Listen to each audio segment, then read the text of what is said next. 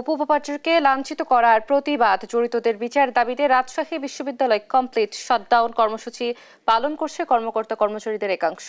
পরিস্থিতি জানাতে সরাসরি যোগ দিচ্ছেন আমাদের সহকর্মী কাজী শাহেদ। শাহেদ, নিশ্চয় শুনতে পাচ্ছেন আমাকে? শাহেদ, বিশ্ববিদ্যালয়ের বর্তমান পরিস্থিতি কি দেখছেন, বিস্তারিত জানাবেন।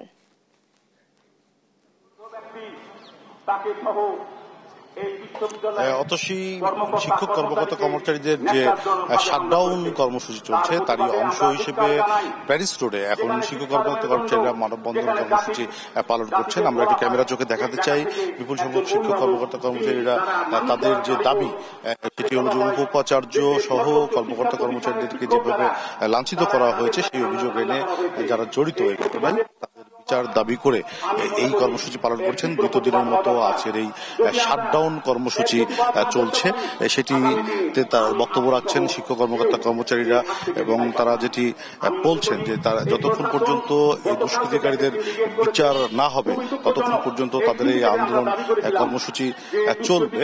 গতকাল যদিও সিন্ডিকেট সভায় দুটি তদন্ত কমিটি গঠন করেন উপাচার্য, সেই তদন্ত কমিটি তারা প্রত্যাখ্যান করেছেন, বলেছেন যে এর আগেও এমন ঘটনা ঘটলেও তদন্ত কমিটি সেটি আলোর মুখ দেখেনি। ফলে যে কমিটি হয়েছে সেই কমিটিকে তারা আস্থা রাখতে চান না। আমরা একটু এখানে দেখেছি যে তদন্ত কমিটিকে ঘিরে এক ধরনের ধূম্রজাল তৈরি হয়েছে এবং তারা বিশ্বাস করতে চান না যে এখানে আচ্ছা আমরা কথা বলতে চাই। আপনাদের দাবি কি, আপনারা কি নিয়ে আন্দোলন করছেন? আমরা একটু ওদিকে কথা বলতে চাই, যারা এখানে আন্দোলন করছেন আমরা একটু দেখি কথা বলি। এখানে আপনাদের দাবি কি এবং এই আন্দোলন কতক্ষণ চলবে? দাবি সুস্পষ্ট, সেটা হচ্ছে যে আমাদের যে সম্মানিত শিক্ষক কর্মকর্তা কর্মচারীরা গত 20 তারিখের ঘটনায় লাঞ্ছিত হয়েছেন, আমরা তাদের দৃষ্টান্তমূলক শাস্তি চেয়েছি এবং সেটা দ্রুততম সময়ের মধ্যে। আপনারা অবগত আছেন যে গতকালকে একটা সিন্ডিকেট হয়েছে, সেই সিন্ডিকেট একটা কমিটি হয়েছে, কিন্তু আমরা যেটা মনে করি আসলে এরকম কমিটির মাধ্যমে যে শাস্তির প্রক্রিয়া বা বিচারিক যে প্রক্রিয়া থাকে এটা আসলে আরো দেরি হয় বা এখানে কাঙ্ক্ষিত ফলাফল অতীতে পাওয়া যায় না, যার ফলে আমরা চেয়েছি যে এটা যে প্রক্রিয়া হোক না কেন দ্রুততম সময়ের মধ্যে তাদেরকে শাস্তির আওতায় এনে আমাদের এই কর্মবিরতির অবস্থান থেকে যেন এই প্রশাসন আমাদেরকে মুক্তি দেন। ধন্যবাদ আপনাকে। আপনারা শিক্ষক কর্মকর্তা কর্মচারী তারা এখানে দাঁড়িয়েছেন এবং তারা যেটি বলছেন যে তাদের দ্রুত সময়ের মধ্যে তারা এই বিচার দাবি করছেন যারা এই ঘটনার সঙ্গে জড়িত।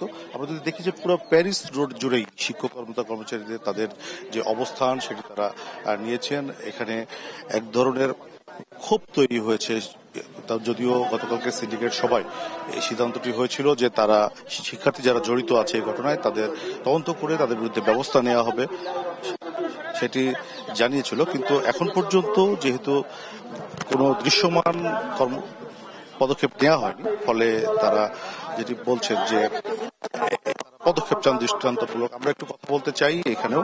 আপনাদের দাবিগুলি কি এবং আপনারা কতক্ষণ কর্মসূচিতে থাকবেন? আপনারাও জানেন আমাদের দাবিগুলা কি। আমরা তো বৈষম্য বিরোধী আন্দোলন ছাত্ররাও করেছে, আমরাও কিন্তু করেছি, কিন্তু আমরা তো এখানে বৈষম্যের শিকার হচ্ছি। বাংলাদেশের সবখানে প্রাতিষ্ঠানিক সুবিধা আছে, আমরা কেন বঞ্চিত হব? তারপরে এটা নিয়ে করতে যে ছাত্ররা যে ন্যাক্কারজনক ঘটনা ঘটলো, শিক্ষকদের প্রতি হামলা, ভিসির বাড়ি ভাঙচুর, এটা একটা ছাত্রর জন্য কাম্য না। এই সব ছাত্র লেখাপড়া শিখে কি করবে? এরা না পারবে বোধহয় যে কোনো ভালো কিছু করতে, না পারবে নেতৃত্ব দিতে। নেতৃত্ব কিন্তু অনেক গুণাবলী। আমরা কথা বলছিলাম কর্মকর্তাদের সঙ্গেও, তারা যেটি বলছিলেন তো এখন পর্যন্ত যেটি হচ্ছে যে আন্দোলন শিক্ষক কর্মকর্তা কর্মচারীদের চলছে, সেটি দ্বিতীয় দিনের মতো আজকে চলছে এবং তারা যেটি বলছেন যে যতক্ষণ পর্যন্ত তাদের যে দাবি আছে এই ঘটনায় যারা জড়িত তাদের দৃষ্টান্তমূলক শাস্তি না হওয়া পর্যন্ত তারা এই আন্দোলন কর্মসূচি চালিয়ে যাবেন। ফলে শিক্ষক কর্মকর্তা কর্মচারীদের কমপ্লিট শাটডাউনের ফলে 25 তারিখ রাকসু যেটি আছে সেটি নিয়ে শঙ্কার মধ্যে পড়েছে। ততসী এই ছিল রাজশাহী থেকে আমার কাছে সর্বশেষ। ফিরছি স্টুডিওতে।